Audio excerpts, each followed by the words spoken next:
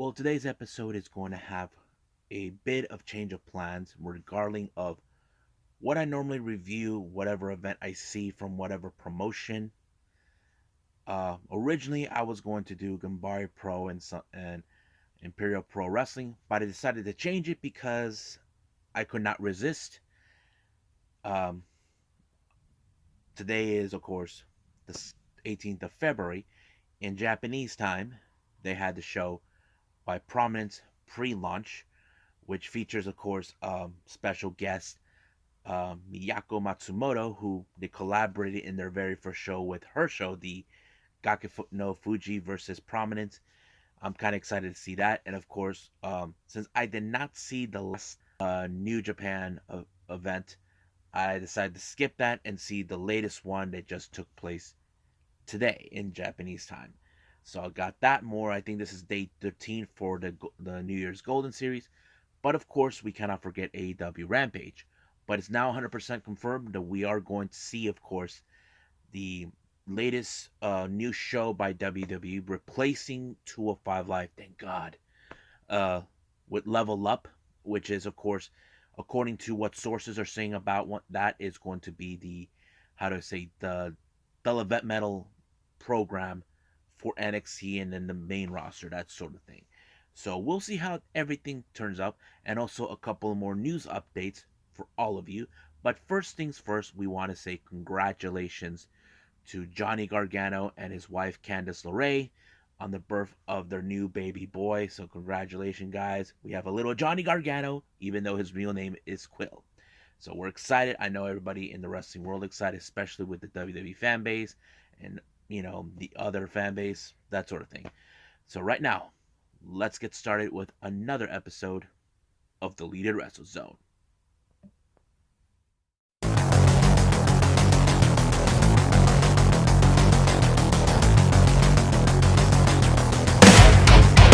Are you ready? Get up, get up! Get up, get up! Get up, get up! Get up, get up! Get up, get up! Get up, get up!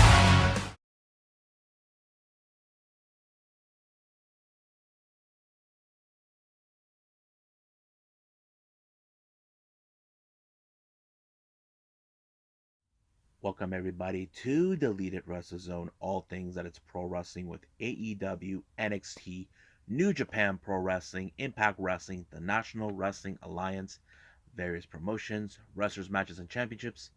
I am your host, Jay Radier. So, let's begin with the latest show by all-female faction known as Prominence. As you guys may know, I became a fan of them.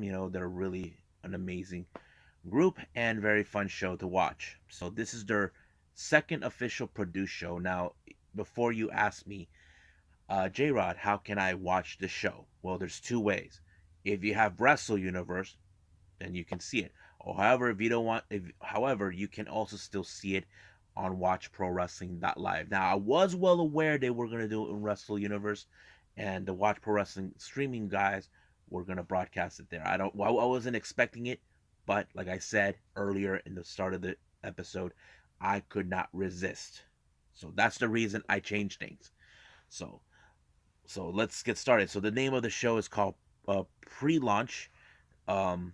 Very small venue, just like the previous event that they had, their very first official produced show. The only reason the difference is, as you know, there's five of them. There's, of course, Risa Sera, Hakane Fujita, Mochi Miyagi, and Suzuki, and Harige and Kurumi, but Kurumi is still injured, so she cannot compete at the moment. But for this particular show, they called in someone that they collaborated with on their very first official show before earlier this year, which was, of course, Miyako Matsumoto, who is the one who runs the official freelance show Gakuen no Fuji, which is her show featuring other members from the DDT promotion.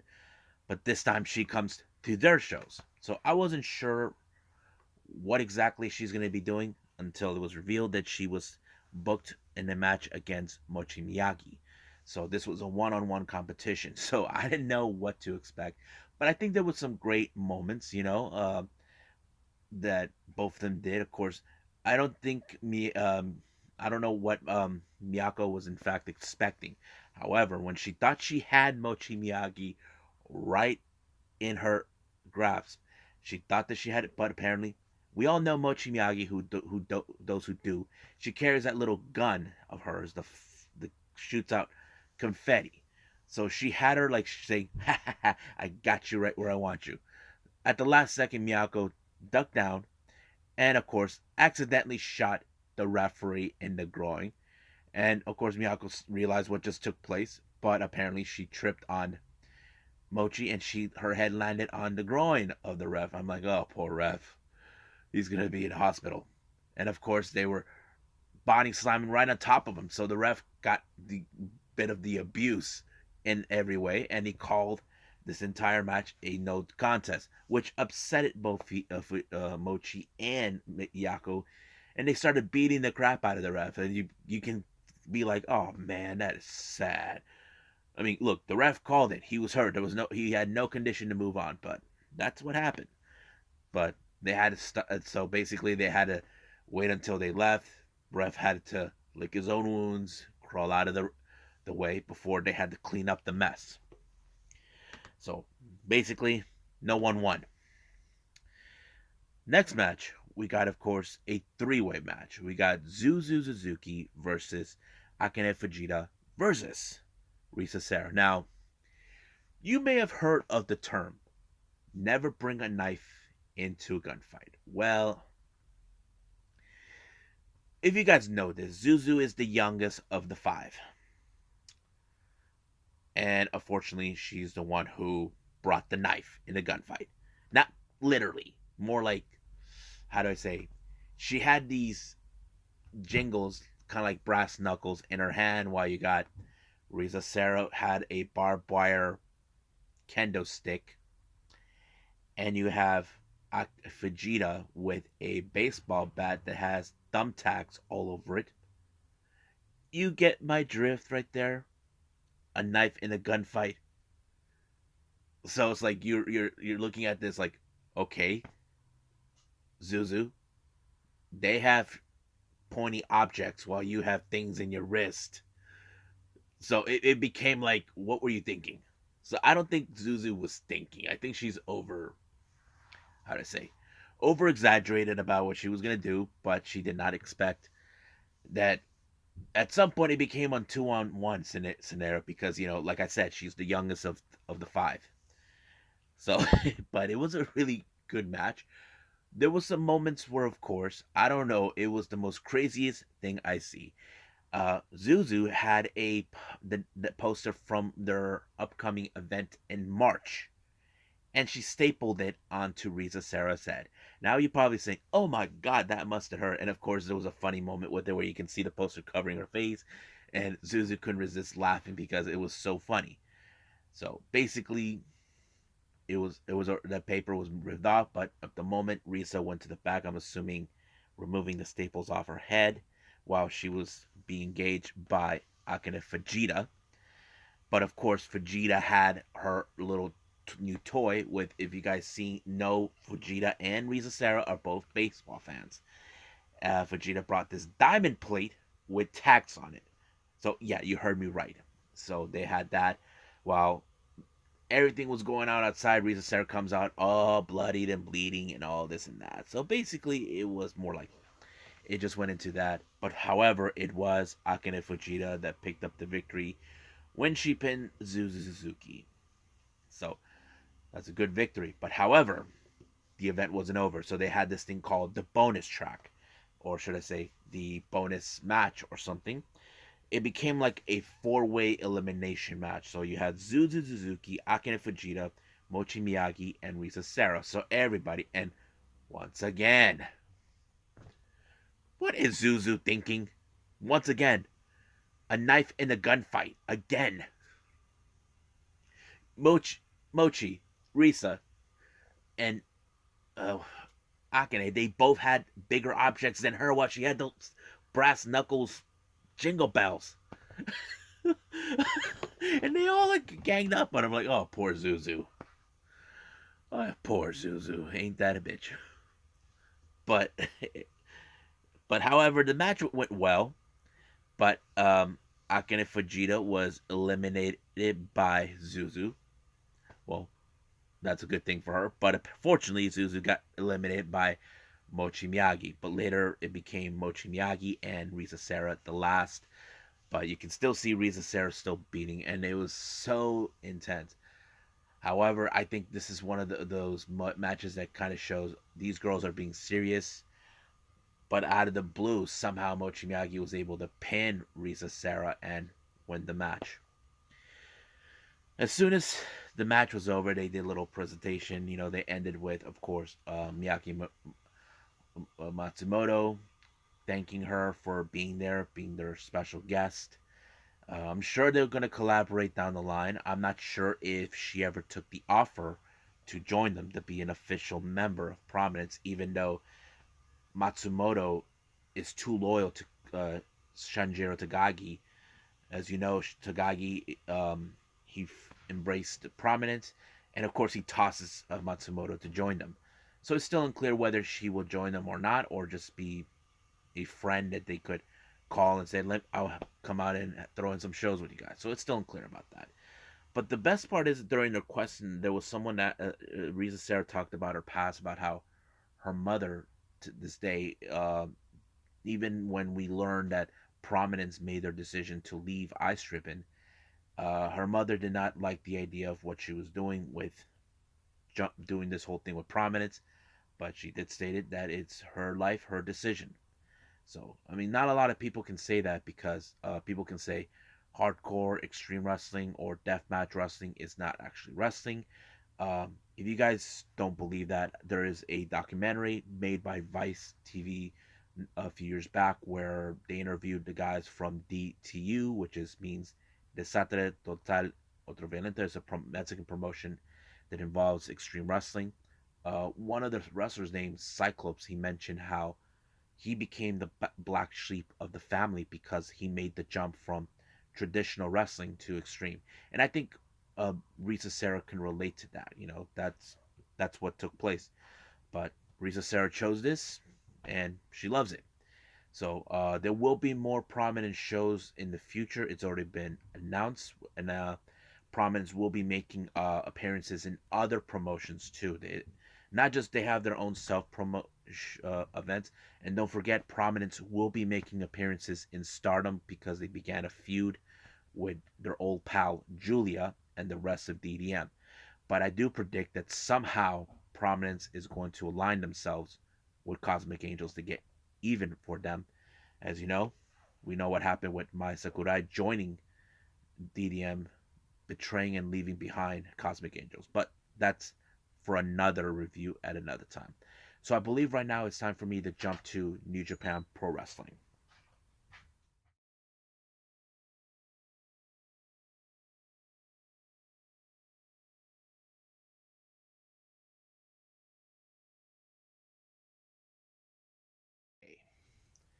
Before anything else, I want to say, everybody who's watching this episode, I screwed up. I thought there was a Friday New Japan show, but no. Basically, my eyes were being deceiving, or it's because I'm still recovering from being tired from my regular day job. So, that's on me. So, anyway, but, however, I believe this is a good thing for me because I get to review what I missed on the previous day, which is 13 that took place on the 17th of February of New Japan Pro Wrestling. So, let's get started with that. It opened up once again with the Young Line, Rohi Oiwa taking on none other than the Great Okan, who we have witnessed many times over. He's been wrestling against the Young Lions. I just don't understand why he hasn't challenged a much bigger caliber wrestler. You know, the last one he had to face was Sonata, and it did not turn out well for him in Wrestle Kingdom. But you can guess with the Dominator, he put away Oiwa to get the W. Next match, we have Master Wato, Ryusuke Taguchi, and of course, teaming up with them is, as Kevin Kelly would say, "Hey, look, it's Hamna." Yeah, Tomoaki Hamna taking on Young Lion Koza Fujita, along with the current IWGP Junior Heavyweight Tag Team Champions. We're talking about the Flying Tigers, Tiger Mask, and Robbie Eagles.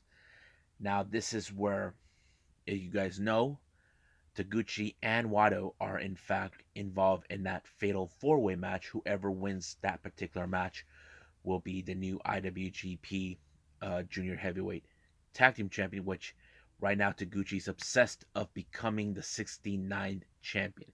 He tried to do that with Rocky, but he's currently not in Japan. We all know where he's at. He is currently here in the US, either participating with AEW or New Japan Pro Wrestling. But the match itself, it had Hamna applying the Boston Crab onto Fujita and of course forcing him to tap out. But you can tell this is more of, we're going to see who's going to walk out as the IWGP Junior Heavyweight Tag Team Champion. We got two more other teams involved, but that will be a little bit later. But let's go for that right now. As I mentioned, the continuation of that goes with Bullet Club, consistent of El Fantasmo, Taiji Shimuri, and of course Yado. Now, recently, right now, it appears that Ishimori and LTP are not becoming cohesive that much, but they had to get on the same page. Things have not been the same for El Fantasmo since his little exposure happened, but it was El Fantasmo that pulled the ghetto clutch onto I think it was Doiki, allowing himself to win. But however, will the cutest tag team, Bullet Club's cutest tag team, will prevail? That is the good question, but we'll see where they're going to go with that. Next up, we got Yuji Nagata teaming up with Yano, taking on Suzuki Goons, Taichi, Minoru Suzuki. Now, keep in mind, Minoru Suzuki has been trying to get his hands on Yano for quite some time. As you know, he brought the handcuffs, but fortunately, Suzuki got away with the W with getting Nagata involved. But however, it did not end right there.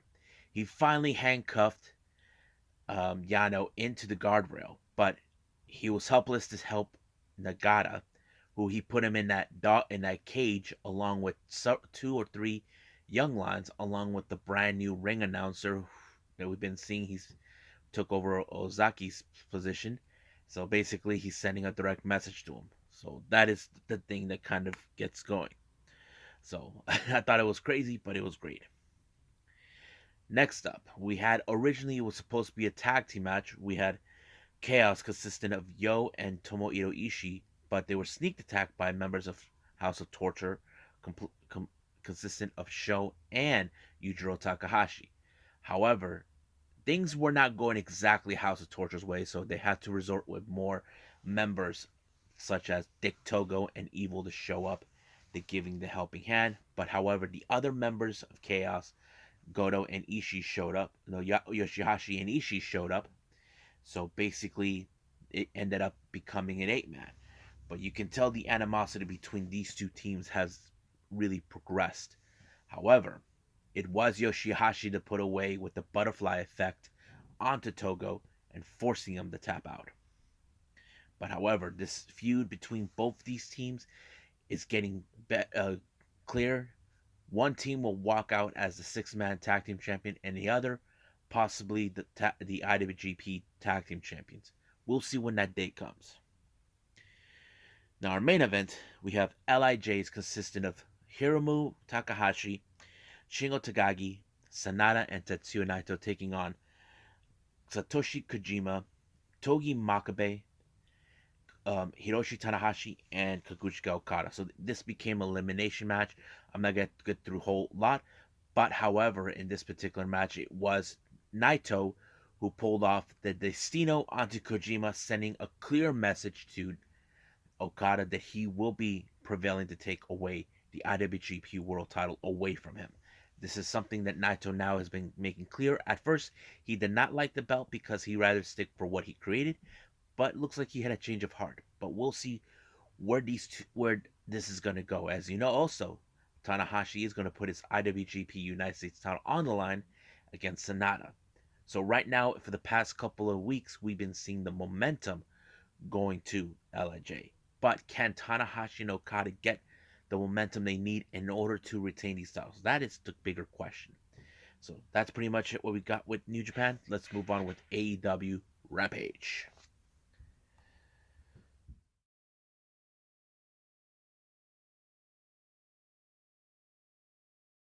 Okay, so AEW Rampage. Let's go with that. It opened up with Adam Cole versus Dark Order member number 10. Now, keep in mind, this happened because of what happened this past Wednesday.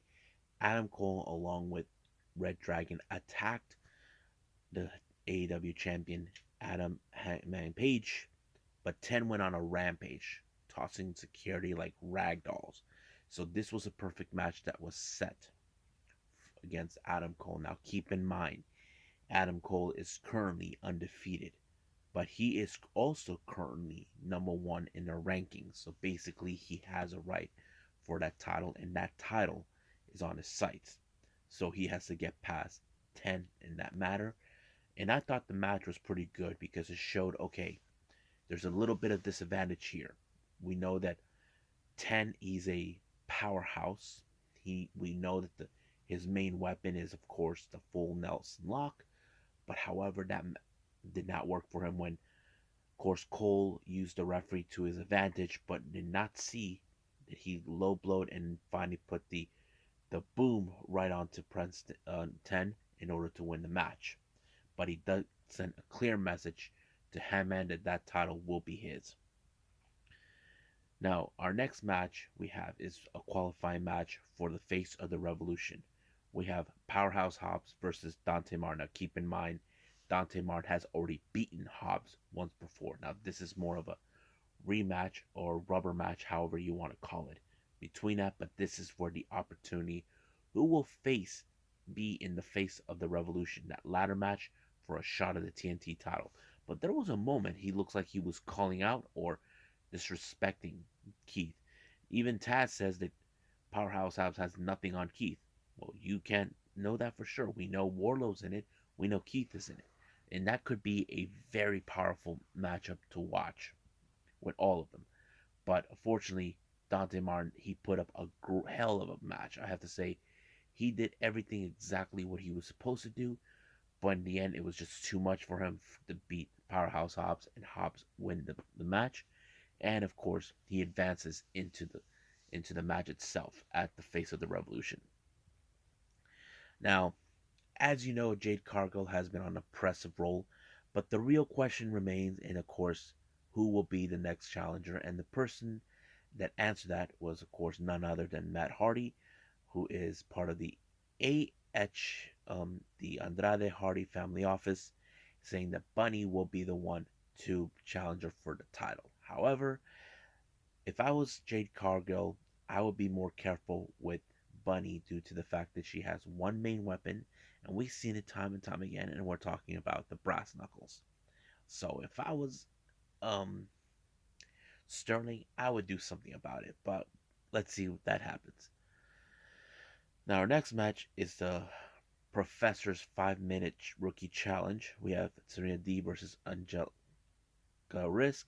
It just went quickly, maybe up to maybe a minute or two, and she won by submission on this one.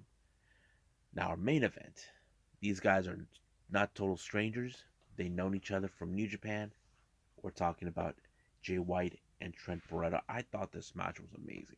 It showed like who Jay White really is, and he is who we all know who he is. He is a quadrupled champion. Ugh, that is what makes him great. And of course, Trent put up a hell of a fight, but it wasn't enough until he put Trent in the Blade Runner, and that's when we breathe with the Switchblade. So Switchblade won. But however, there's still the unanswered questions we are asking about Switchblade. I have that distinct feeling that he may cost Adam Cole the title. Don't ask me why. He did call them out one time, but he never responded. So how do I know we're gonna do that? So we'll just gotta wait and see. Once we get to that match, it's already been foretold. Adam Cole will face Hangman at Revolution for the AEW World Title, and I believe right now it's time to do the debut of Episode 1 of WWE's NXT Level Up.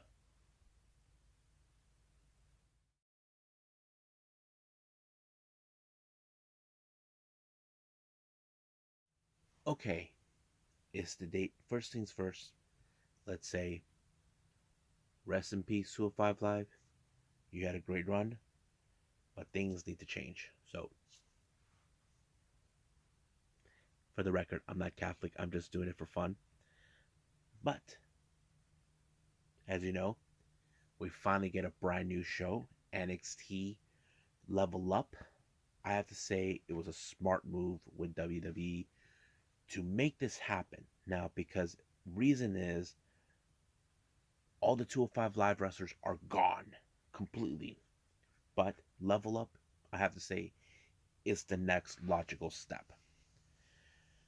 So let's go with the first match. The very first match of the first episode of Level Up, we have Harlan along with Joe Gacy taking on Javier Bernard. Now, you can ultimately guess that this was already in Harlan's bag. As you know, he's this big monster that you don't want to be around with. But Javier, well, unfortunately, he had the content with him. But he got slammed. 1, 2, 3. It was over. Just like that. Now, our next match, we have Fallon Henley teaming up with Kayla Inlay, taking on uh, Tatum Paxley and Diamond Mines Ivy Now. Now, keep in mind, there is something that is unique here. We know that we're closer and closer to the Dusty Cup for the women's division. I do see these women in a potential be part of the tournament. Ivy Now, as you know, we don't see anybody else hanging with her. You know, like any other woman other than her hanging out with the Creed brothers and Roderick and Malcolm Bivens.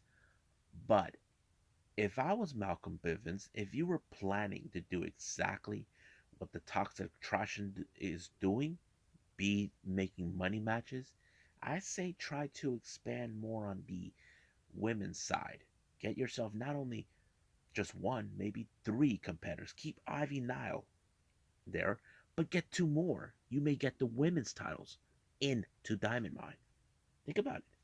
So I feel that this has some sort of implications for the women's Dusty Cup. And I have to say, it did show a lot of strength, and I have to say, a little bit of the teamwork, not only from Henley and Kayla, but mostly from Nile and Tatum. I have to say, Ivy Nile, we hardly see her with any other women, but it did play out well, and she was the one who picked up the victory with that unique submission. But if I was Malcolm Bivens, I would say expand the women's horizons in your organization. But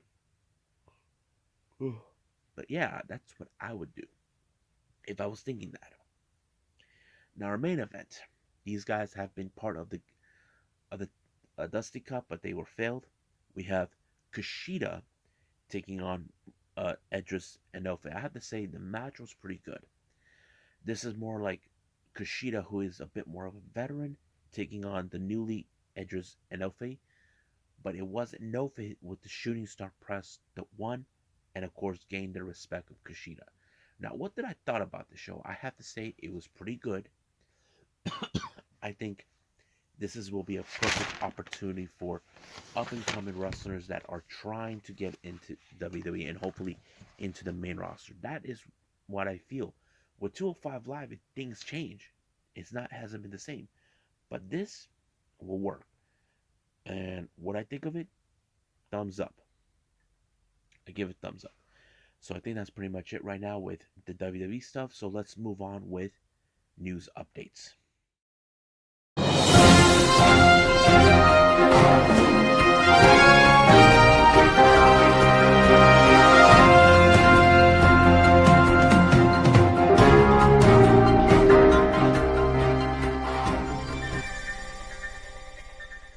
Okay, so we're here for news updates. This was already been confirmed by Booker T. It's been announced that the prodigy Rok-C has now officially signed with WWE.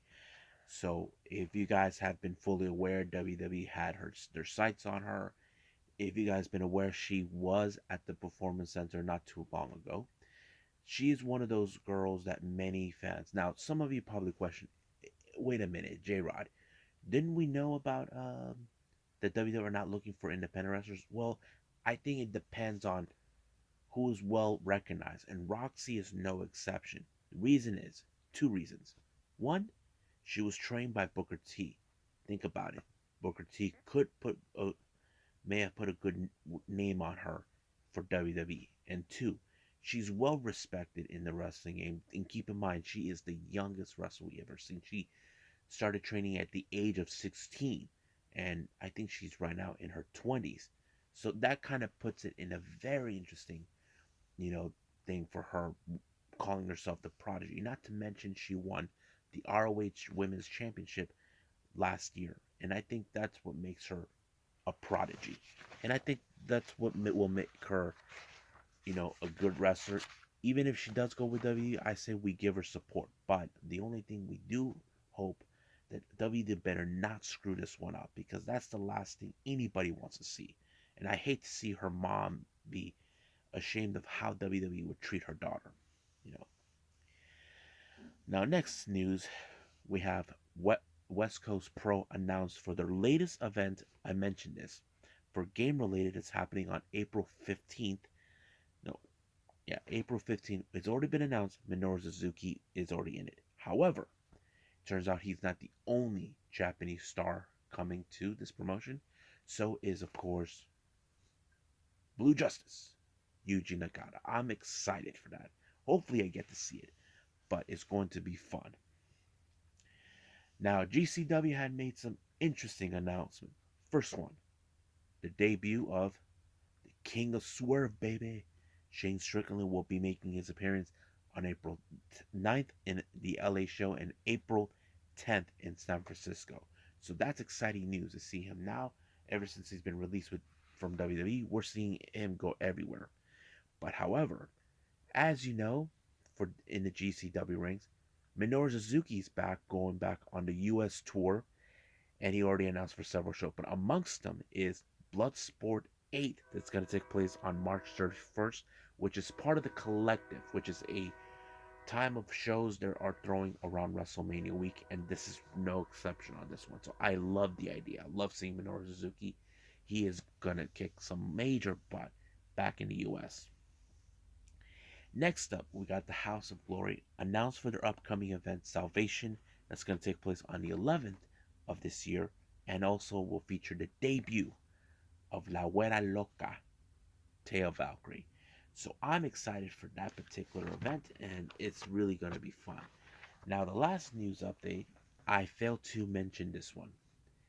As you know, in Pro Wrestling Noah, Yohei, who was in fact kicked out of Los Perros del Mar, he joined the Noah Jr.'s regular army. However, one person was not too thrilled with his decision to join them, and that person is Hajime O'Hara. However, Hajime was upset that he chose Yohei to be his tag team partner to claim the GHC Junior Tag Leagues. And during an event this past week, he sided with Congo. So basically, Hajime was not too thrilled to see Yohei being there. He has his own beliefs, but now it's like we're seeing the shift changes in the Junior Noahs. However, it's still unclear in the Junior Noahs Who will be the new member of Los Perros del Mar de Japón? That is still an unanswered question. So I think that's pretty much it what I got for all of you on the news updates, and I believe it's time for me to call it a day. Well, I hope everybody enjoys this episode. Me reviewing the debut of NXT Level Up, Prominence, New Japan, and of course AEW Rampage. And of course, hope you guys enjoy the what's been going on in pro wrestling on the news updates. But coming up, we have Choco Pro 201, which is going to be interesting to watch, and of course NWA USA. We do got more on New Japan of the New Year's Golden Series. We got the Elimination Chamber. If I hopefully I get the chance to see it, and then of course we cannot forget No Surrender, which is going to be one hell of a match. But if there's anything else, I will add it. But I'm not gonna be holding my breath. There's a lot of wrestling that's taking place this weekend, and it's gonna be a nightmare. But I think for right now, I'll see you guys in the next DWZ time, same DWZ channel. I must bid all of you adieu. So, goodbye. And have a nice day. Bang.